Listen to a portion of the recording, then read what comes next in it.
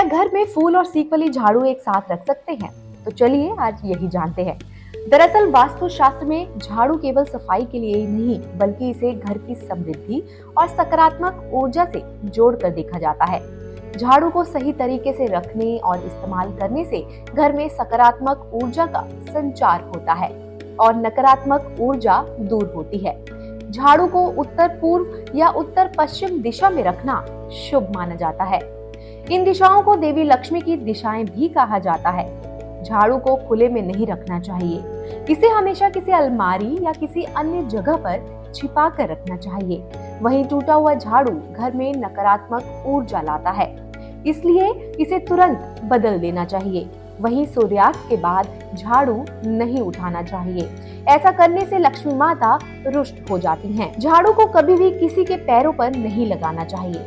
आपको बता दें, झाड़ू को देवी लक्ष्मी का प्रतीक माना जाता है, इसलिए इसे सही दिशा में रखने की मान्यता है। अब ऐसे में सवाल है कि क्या घर में फूल और सीक वाली झाड़ू को एक साथ रखना चाहिए? घर में सीक और फूल वाली झाड़ू को एक साथ रख सकते हैं। झाड़ू को हमेशा किसी कोने में या किसी अलमारी में छिपा कर रखना चाहिए। इसे खुले में नहीं रखना चाहिए। झाड़ू को हमेशा ऊपर की ओर रखना चाहिए, नीचे की ओर नहीं। झाड़ू को कभी भी दरवाजे के सामने नहीं रखना चाहिए, क्योंकि यह घर में आने वाली सकारात्मक ऊर्जा को रोकता है। और अगर आप सीक और फूल झाड़ू को एक साथ रख रहे हैं तो इसे हमेशा उत्तर पूर्व या दक्षिण पूर्व दिशा में ही रखें। यह दिशा धन और समृद्धि की देवी लक्ष्मी से जुड़ी हुई है, इसलिए झाड़ू को उत्तर पूर्व दिशा में रखना शुभ माना गया है। पश्चिम दिशा में दो झाड़ू एक साथ ना रखें। पश्चिम दिशा को सूर्यास्त की दिशा माना जाता है, जो कि नकारात्मक ऊर्जा को अपने साथ ले जाने वाली मानी जाती है। इसलिए झाड़ू को पश्चिम दिशा में रखने से घर में नकारात्मक ऊर्जा का संचय हो सकता है। यह धन हानि और आर्थिक समस्याओं को भी आमंत्रित करता है। यह घर के सदस्यों के स्वास्थ्य को भी प्रभावित कर सकता है। आपको ये जानकारी कैसी लगी, हमें कमेंट करके जरूर बताएं। क्या घर में फूल और सीक वाली झाड़ू एक साथ रख सकते हैं? तो चलिए आज यही जानते हैं।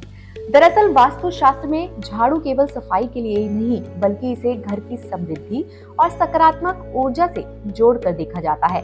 झाड़ू को सही तरीके से रखने और इस्तेमाल करने से घर में सकारात्मक ऊर्जा का संचार होता है और नकारात्मक ऊर्जा दूर होती है।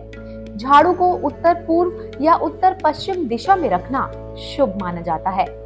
इन दिशाओं को देवी लक्ष्मी की दिशाएं भी कहा जाता है। झाड़ू को खुले में नहीं रखना चाहिए।